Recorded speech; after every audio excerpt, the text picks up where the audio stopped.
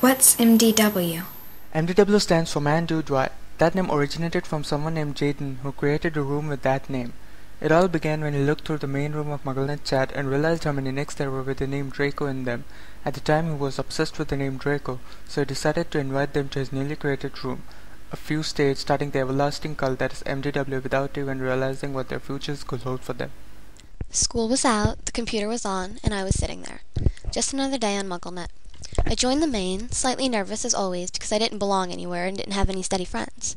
I guess I wasn't the only one who felt that way. It was just another random conversation, and then there was something else.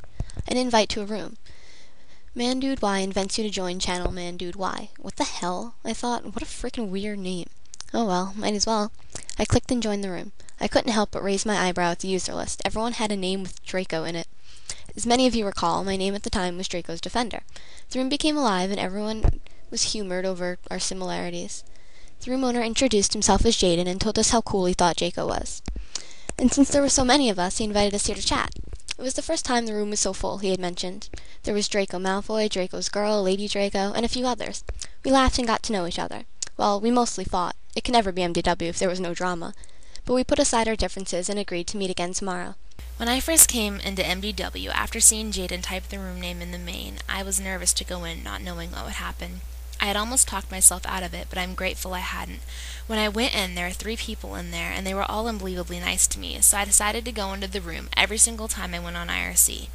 The second time I went in there were more people, and I felt nervous knowing none of these people would know who I was or how I became part of MDW.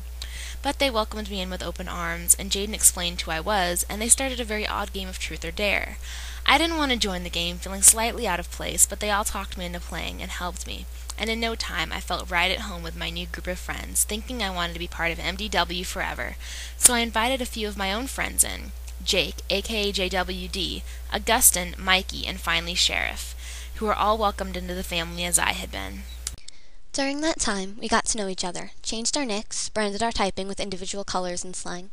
Many came and went, but all took the memory of MDW with them, where it would lie in their hearts forevermore.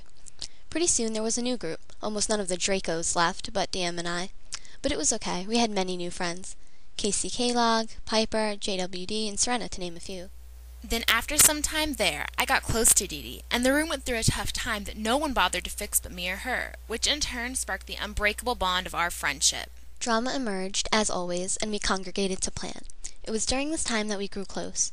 Piper and I became class friends, and it was unspoken, but duly known, that we would grow closer in the years to come.